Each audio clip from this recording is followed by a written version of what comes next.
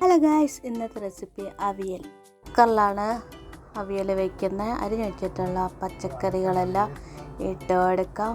പൊടികൾ ചേർത്ത് കൊടുക്കാം. മഞ്ഞൾപ്പൊടി, മുളക് പൊടി, ഉപ്പ് പൊടി, വെളിച്ചെണ്ണ ഒഴിച്ചു കൊടുക്കാം. എല്ലാം ഒന്ന് ഇളക്കി കൊടുക്കാം. അതിന് ശേഷം വേവാനുള്ള വെള്ളം കൂടെ ഒഴിച്ചു കൊടുക്കാം. ഗ്യാസ് കത്തിക്കാം. പച്ചക്കറി എടുത്ത് അടുപ്പിലേക്ക് വെക്കാം.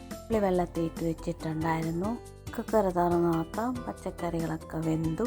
അരപ്പ് തയ്യാറാക്കാം. തേങ്ങ, മഞ്ഞൾപ്പൊടി, ജീരകം, ഇഞ്ചി, ചെറിയ ഉള്ളി, പച്ചമുളക്, വെളുത്തുള്ളി ചോപ്പറിലാണ് അരച്ചിട്ടുള്ളത്. അരപ്പെല്ലാം വേവിച്ച് വെച്ച പച്ചക്കറിയിലേക്ക് ഇട്ട് ഇളക്കി കൊടുക്കാം. അതിനുശേഷം പുളി വെള്ളത്തിലിട്ട് വെച്ച് ഒഴിച്ചു കൊടുക്കാം. ശകലം പച്ച വെളിച്ചെണ്ണ ഒഴിച്ചു കൊടുത്ത് 5 മിനിറ്റ് ഒന്ന് അടുപ്പി വയ്ക്കാം. ഇനി ഒന്ന് തുറന്ന് നോക്കാം. അവിയൽ റെഡി.